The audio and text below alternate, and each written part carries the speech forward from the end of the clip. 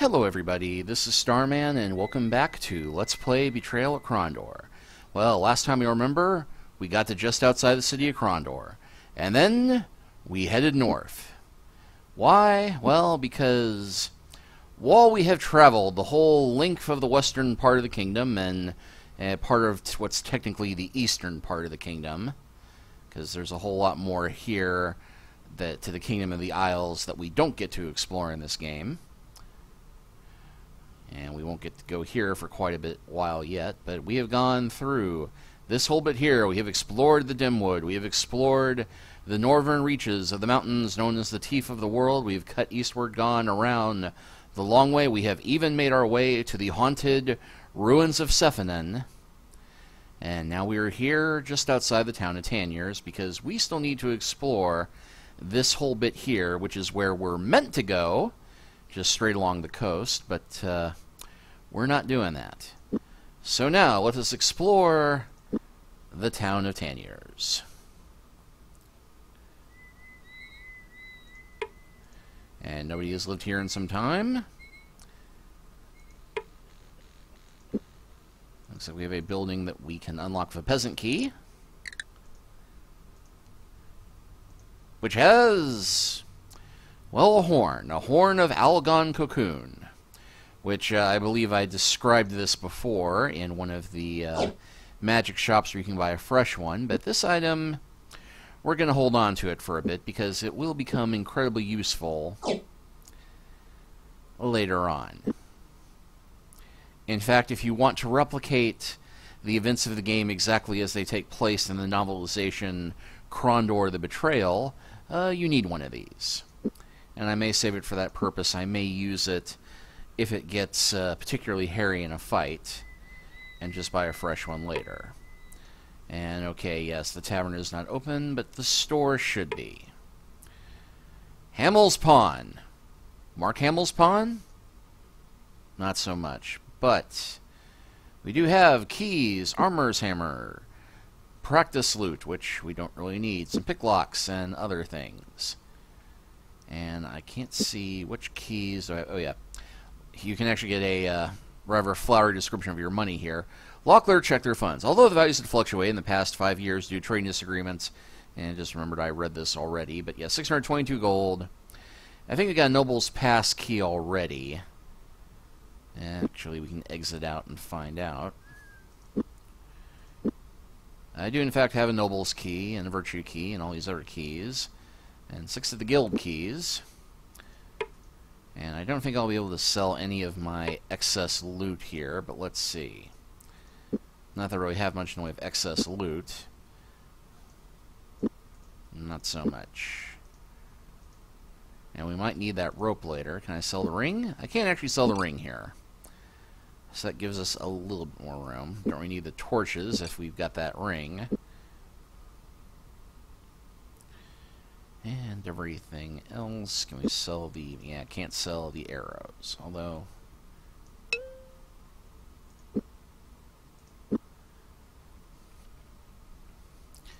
And I'm never running out of the Silverthorn, am I? Okay, well... We'll go ahead and let Owen carry the scrolls that we're carrying around, and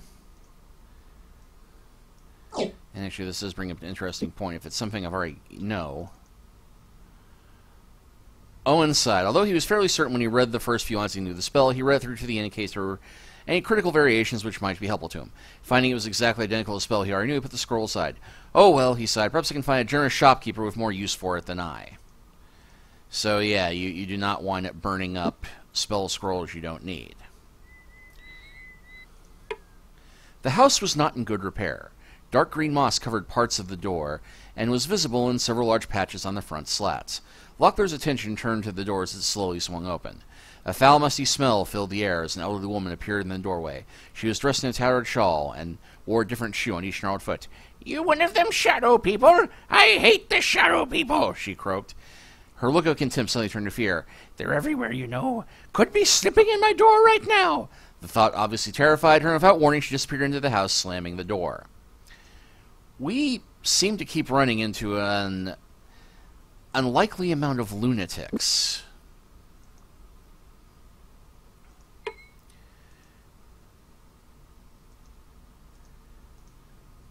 30 sovereigns. And yes, more general. Yeah, not wanting to talk. The woman does not want to talk to us either. A shifty-eyed man in motion mirror. Boys, he said, Snake Eye Spitzer's name. You feeling lucky tonight? You're looking lucky. How about a game of dice? I'm thinking not.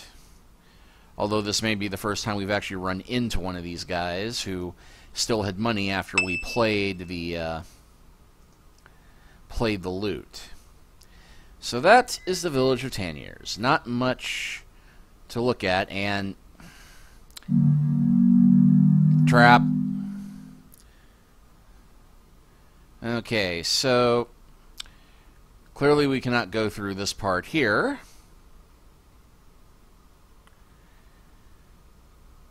Although, let me see, did I actually get... Yeah, we have not actually gotten a particular spell which can make these traps a little easier to deal with. So we'll just have to go through this one the old-fashioned way.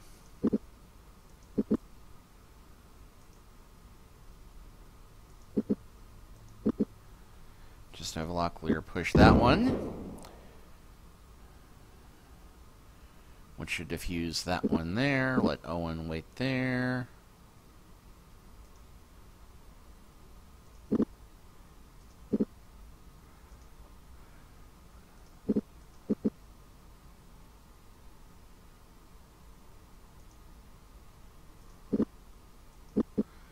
Of course, I could just have Owen Dragon Scale Locklear and or Skin of the Dragon Locklear and run for it, but where's the fun in that?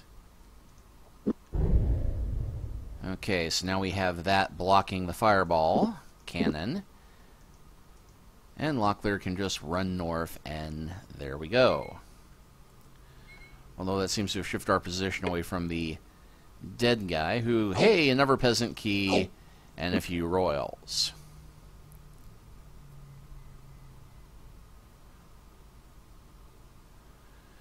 And this road right here, if I remember correctly, will lead us back towards Sephonen, yes, or we can take this back to the Dimwood, which we're not going to do, and I think time just...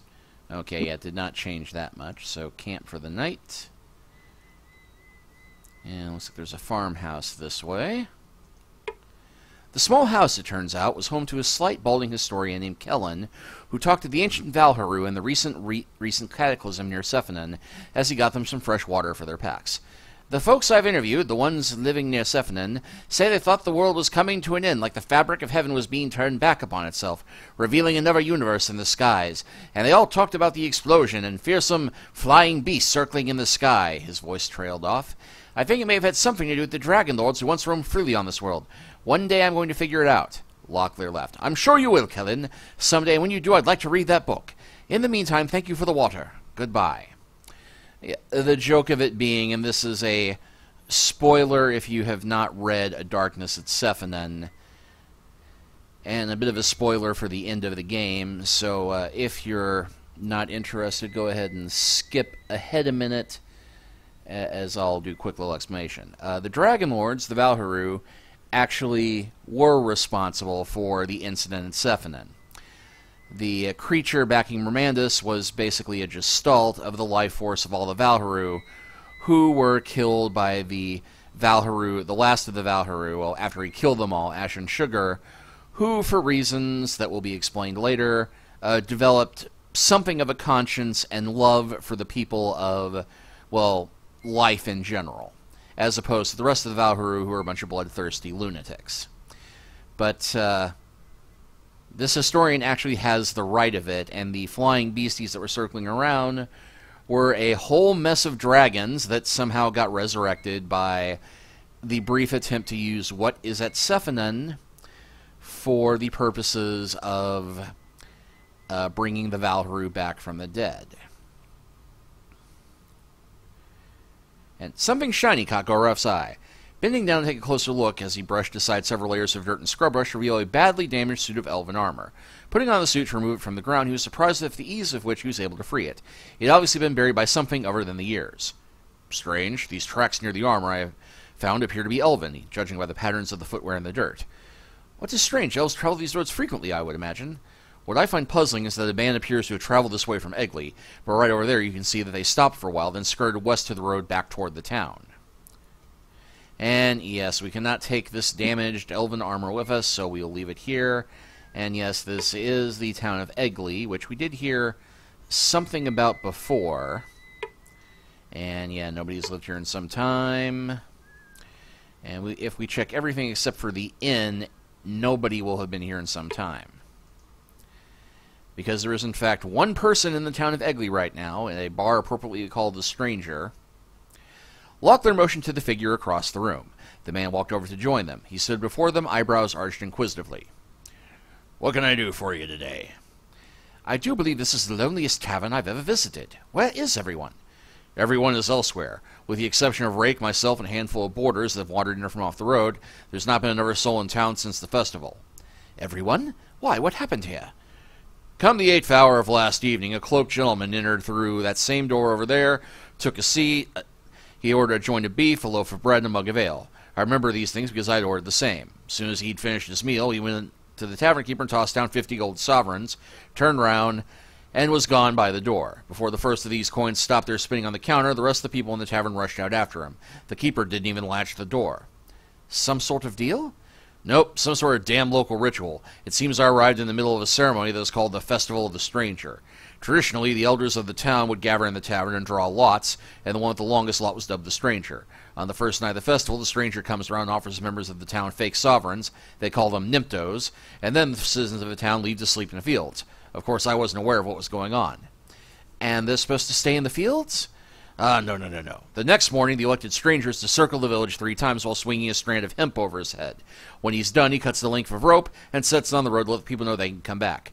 Then they know that Killian is looking with good fortune on their township, and that she won't strike their fields dead. If that strand is not placed, however, it means that she is displeased, and any citizen that attempts to return to town will be struck dead. "Was the stranger killed by Killian?" "No, not by Killian, but by a man named the Collector to whom he owed money, who didn't know about the town's tradition. It didn't matter to the citizens of Eggley, though. They still chose to see as a sign from Killian, and never returned since. Think the place is cursed, and they won't return until the curse is lifted. They've relocated in Tanneurs, Hawks Hollow, and in few in Malak's Cross. They all believe they've done the right thing, give me permission to do whatever I wanted here. I have respect for them. I've decided to keep the old town name of Eggley." Yeah, so this happened last night. If what I think he says is correct, and yet they've all packed up and moved to all these other towns. Whatever. "I don't know. It seems that people would be pretty thick to believe all that." "Would they? Would you have the nerve to spit on a shrine of Ishap?" "No, but I guess I can see your point." "Everyone has their beliefs. Many people in these villages at one time were farmers, and it's difficult for them to simply turn their backs on the goddess of nature. They require her blessing before they can go on to their lives. You should remember that before you judge something to be ignorant. So, as my new job as bartender at this tavern, I suppose it's my duty to see if you need anything. Can I set you up?" And, yeah, you'll remember that Devon was the name that Isaac, Locklear's old friend we ran into near Hawks Hollow, said there was a poker player who lost a lot of money to. So let's go ahead and ask him about, let's go ahead and ask about Mordhell. "Someone we ran up to on the road told us they'd seen a Mordhell lived here. I don't suppose you've seen him, have you?" "Him? I've seen enough of Mordhell to start a Barrel Ball City League." Barrel Ball being a game in Feist World that's basically their equivalent of football, or football, or soccer if you're American. Only they use a barrel instead of a goal. Maybe a real medieval historical, equivalent to what became football or soccer or whatever, but I'm not a sports historian. Anyway. A whole clump of them came here a few weeks ago, heading south in packs of 2s and 3s along the road toward Tanneurs. "Were they armed?" "Like the war god Tiff's own legions. Looked like they might be up to sign up as caravan guards, but who would hire them?" "Did you get a look at any of them?"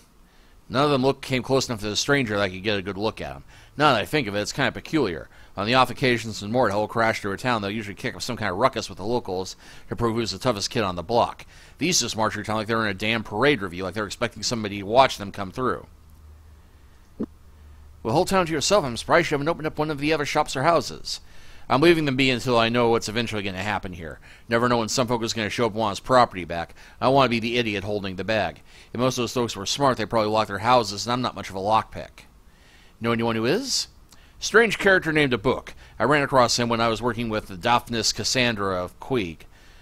We discovered him once we boarded a Keshian vessel. After he helped open up a few choice chests of mercantile, we chained him up in the belly of the ship, so we could present of him to Cassandra. But when we docked in Palanque, all we found was in the hold of the ship was a note saying that he could be found in Silden if we ever needed his services. I'd never hired anybody else for a lockpicking job since. And yes, we ran into a Book, but he was not interested in teaching us anything yet. Which god did you say this Festival of the Stranger was in celebration of? The fertility goddess, mother of harvest, the earth mother Silben. Yeah, they said Killian earlier. Killian is the goddess of nature, Silben is the goddess of the harvest. But yeah, pick a name. All of them mean the same thing. She's one to whom Mom and Pa Ugly pray to have a little runt ugly and enough wheat to eat through the winter. Can't say I have as much use for her. Is there a temple of hers nearby, or... Straight west of Eggley, then north of the crossroads. Big white building with a column smells like a whore's bedchamber. Hard to miss. And poker. Now that I think of it, a man we know told us he lost at poker to a Devon here in Eggley. Would you be he? Depends on why you're asking now, doesn't it? If you're interested in playing a hand or two, I might say I'm the safe man. If, however, your friend sent you around decide to send around a few bravos to collect what I rightfully won from him, what's yours is yours as far as I'm concerned. I was just wondering how good a player you are. Isaac said you had unusual talent for it. Isaac said I had unusual talent for it. Now, that's not the pot calling the kettle black. I've never heard it at all. While we were playing, it was as if that scuff knew every thought I had in my head. Every time he'd fold, he'd just look over his elven friends with a big smile. Elven friends? Like Forgaff here? They could have been brothers from the look of him. Yeah, he looked like your friend, but he damn sure wasn't an elf. He was wearing the clothes of one of Delicon's moss troopers. Moradhell, no doubt about it. So, Isaac is apparently consorting with dark elves. I'm more familiar with Pasha, but I played poker a few times with the men from the Shamata garrison. You play by special rules? Straight game, Mercy's rules, full deck, nothing wild. Only special rule I have is you cheat, I ventilate your liver. Simple as that. Interested in playing? Why not? The man was a gambler. With drawing deck of cards thicker than those used for Linlan or Pasha, he slapped down on the table, withdrew a strange-looking card, and flipped it over. A woman was drawn on the face of the card. Call the Blue Lady, the man said over drawl. The game is poker. The latest thing played by the Keshian dog soldiers. Have you heard of it? Lock or not. I've even had occasion to play it with mercenaries passing through the local tavern. Although the gambler seemed disappointed, he continued. An even bet. I pay you half of what you bet since you already know how to play. What will you put up? Let's go with 50. Locklear stared at his cards. By far one of the worst hands he'd ever been dealt in poker, he frowned as he reluctantly handed over the sovereignty bet. The game is yours, sir. And, okay, we'll try one more. Just break even. And, yeah. This is a very quick way to lose money. So there's no point in doing it, really, because you don't have a gambling skill in this. Locklear shook his head. You've had quite a run of good luck by the look of you, he said. We, alas, have not been so fortunate. Perhaps somebody else will play with you. Thank you for your hospitality, Devon. It was a pleasant respite from traveling the roads. Remember that next time you talk to somebody about Eggley. Time to start some new rumors. That we will. Goodbye, Devon. And there is no bard here. No loot we can borrow.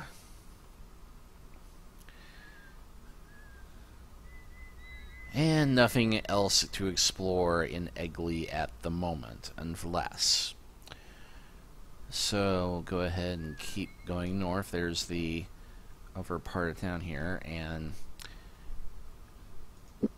from what I recall, there really isn't anything worth trying to explore around here, but just to make sure. Eyes of Ishap. And yeah, nothing over here. So we'll go ahead and stick to the road, and there's another east to Eggley marker.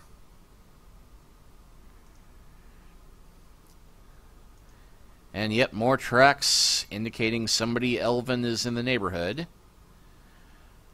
Look at that tree over there. So yeah, we got an ambush coming.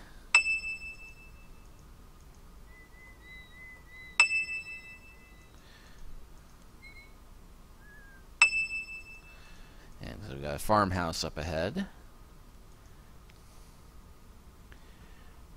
Oh, and we have a Mordell magician who appears to know the Fetters of Rhyme spell as well. Well, better deal with him first, but first things first.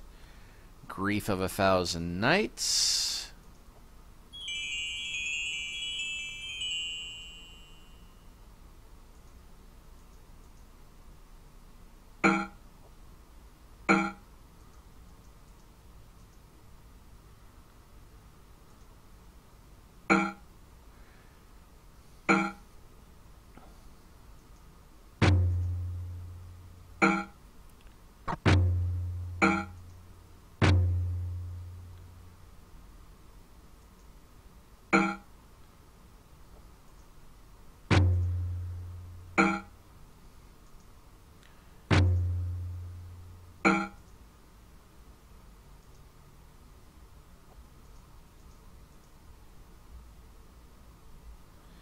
And unfortunately, that one got away. Rather swift fellow. And luckily, it seems that poison arrow did not affect Locklear.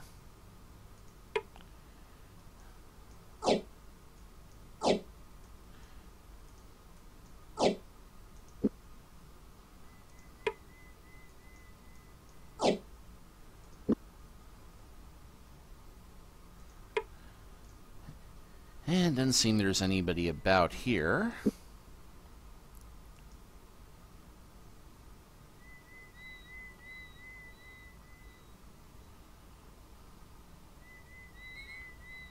And looks like there's something in the dirt here.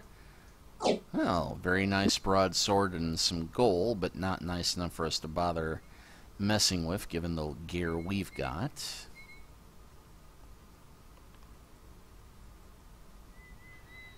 Yeah, we are making rather good time, all things considered.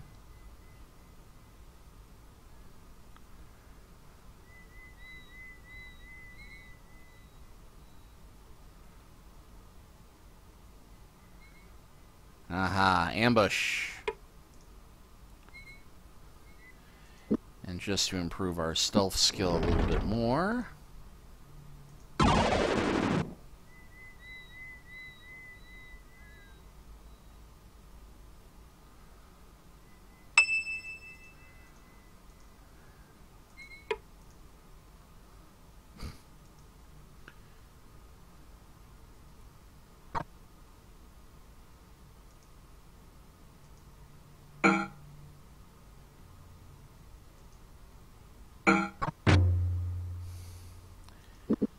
Let's go ahead and take out that sniper first.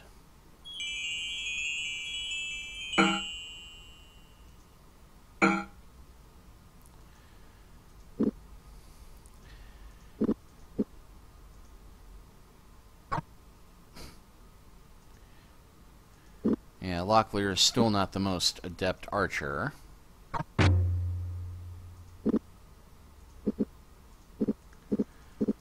Go and let everybody else rest up.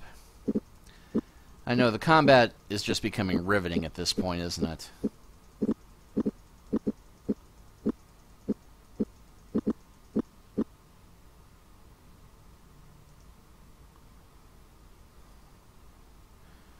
Oh, but he's still got poison.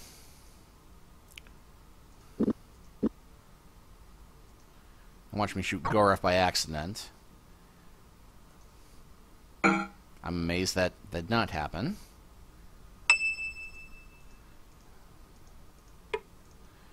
Alright, let's see. More gold.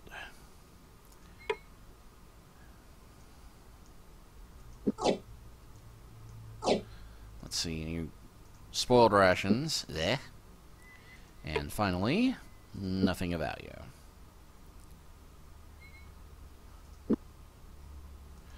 And we'll go and camp through the night, get him healed up.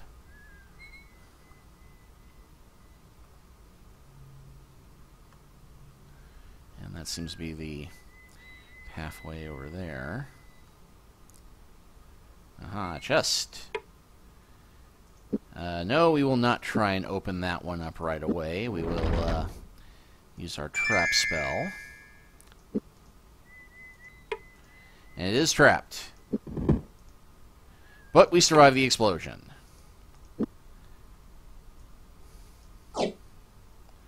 Let's see. Gold, light crossbow, Surani, light bowstring, and a note.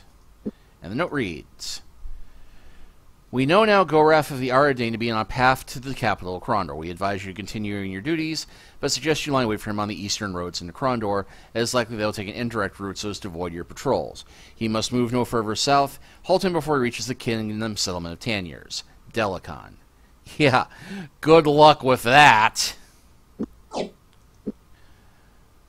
Still, it does suggest that their intelligence is getting somewhat better, even though there really aren't any troops close by from the look of it.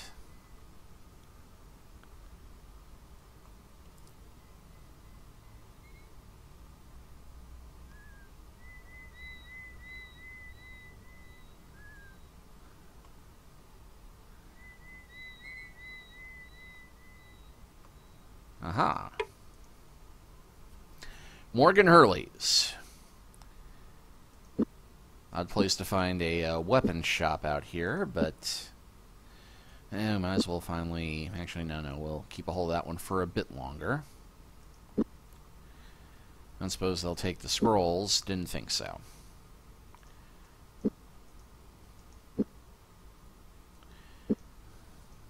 And he won't take poison arrows.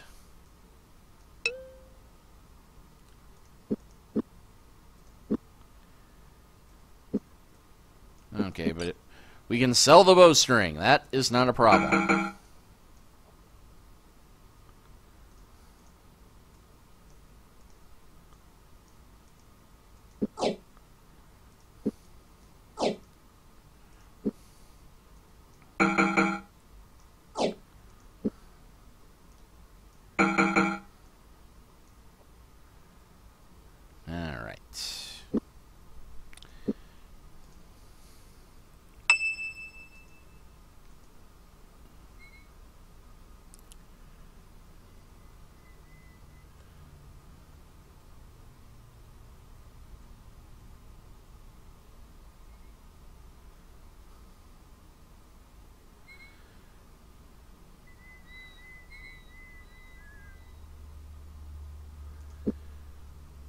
How did... Yeah, okay, Owen barely survived that. In fact, we better rest a few days after that. Where the heck are we coming from? Okay, yeah, we got a little road there, and this is the road we were taking before. At least I think it was. Yeah, okay, yeah. No, we're getting into the weird little Hawks Hollow corner here. So I think if we take this road south, it'll ask us if we want to head toward the Questor View area. Or it will take us to the Questor View area. And yeah, there's an ambush that way. I think this actually is the town of Questor's View right here.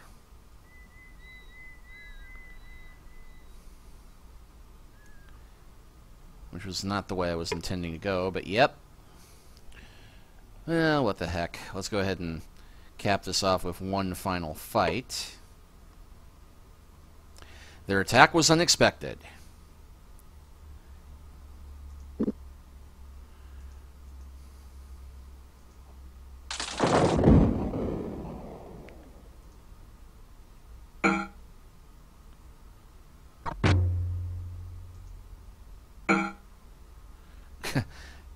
Coming running away already, eh? Yeah, you're not getting off that easy.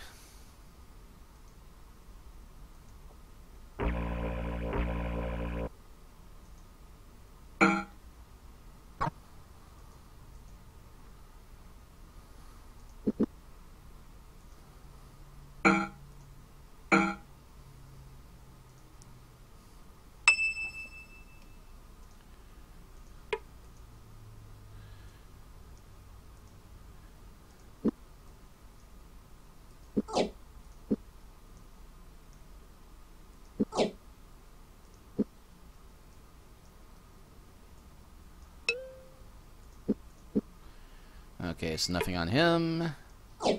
Nothing on him but money. And, ooh, Gilder Key.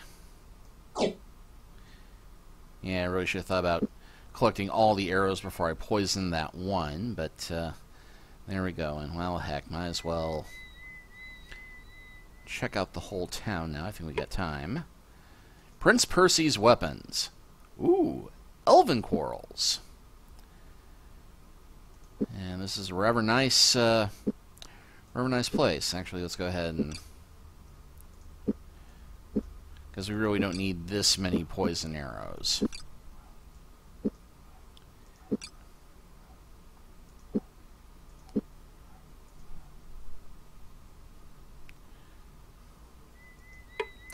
There were stirrings inside the house. After a short time, a stout lad of about 13 came to the door, opening it wide. "If you're looking for my brother, he's not here right now."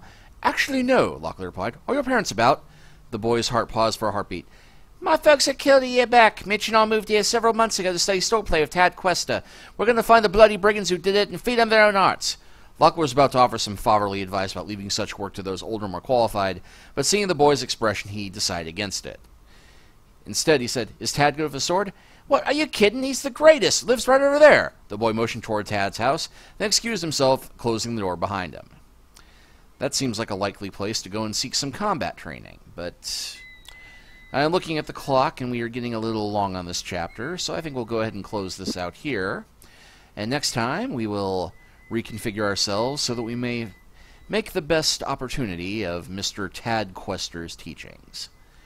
We shall see you next time.